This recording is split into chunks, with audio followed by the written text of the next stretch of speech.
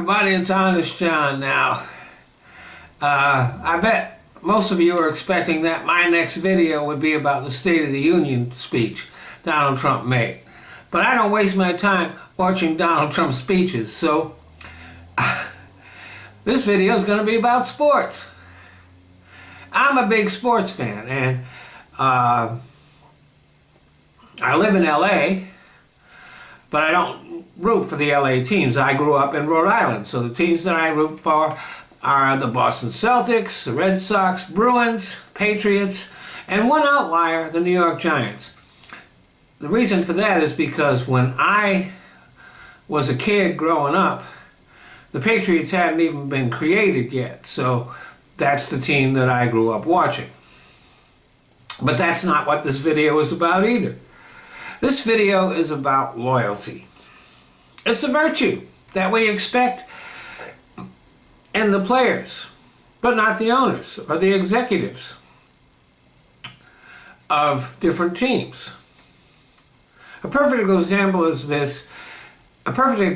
this is what's become known as the decision. In 2010, after spending 7 years with the Cleveland Cavaliers, LeBron James became a free agent.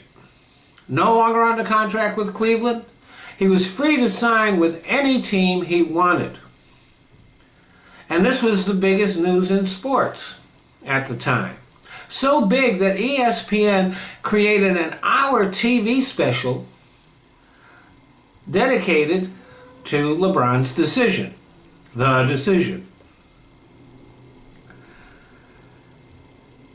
And he announced halfway through the program that he would be going to the Miami Heat.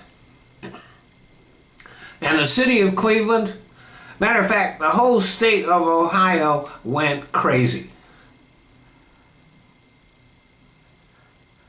Twitter, Facebook, all of social media just lit up with posts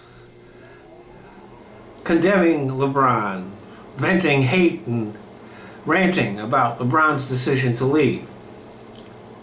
Cleveland fans burned his jersey.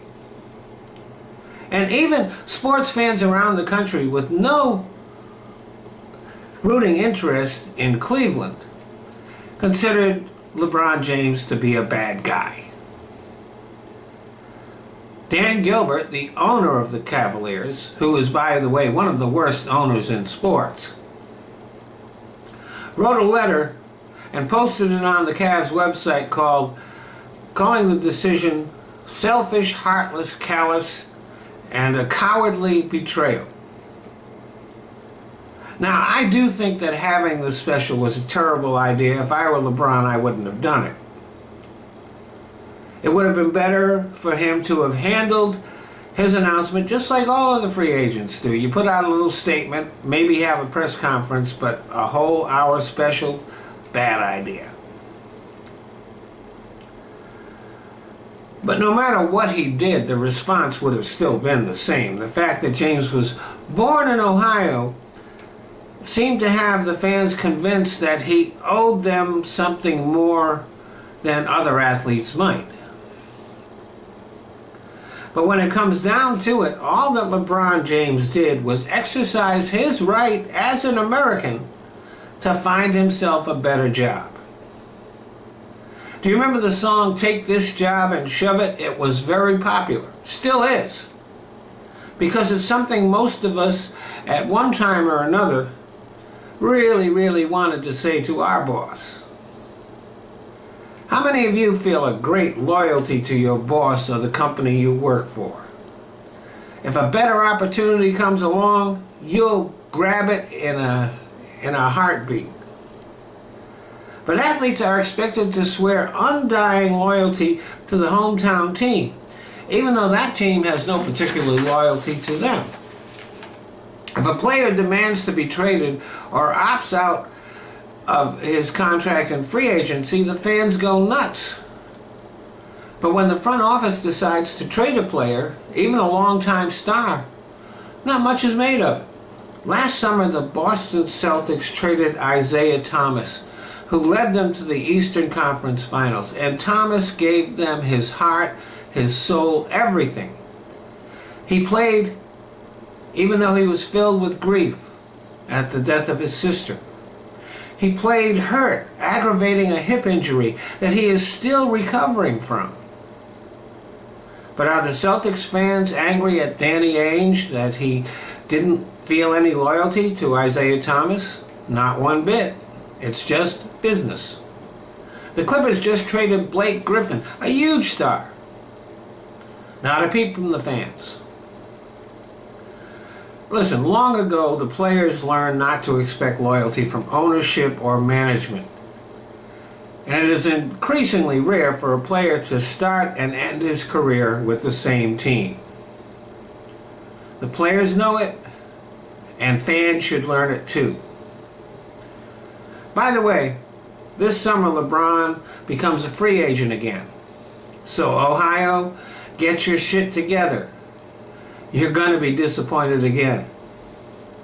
Thanks for listening. Oh, before I go, let me again give a shout out to my first Patreon supporter, Serious Mind. Thanks, Joe. Hey, thanks for watching my videos. And I want you to keep on doing that. Just not on YouTube. If you look down in the description box, you're going to see 2 new links there. One is to my Patreon page, the other one is to a site called Top Buzz. Now on Top Buzz, they're letting me monetize my video and they're not even ads on them. So I'd like you to get in the habit of watching my videos there. Or you can go to my Patreon page, and if you want to become a supporter, that would be great. If you don't, you can still watch my videos there. But for me, YouTube is no longer worth bothering with. It's just a launching pad that I use to put my videos other places on the net. So I do want you to keep on watching my videos, but not on YouTube.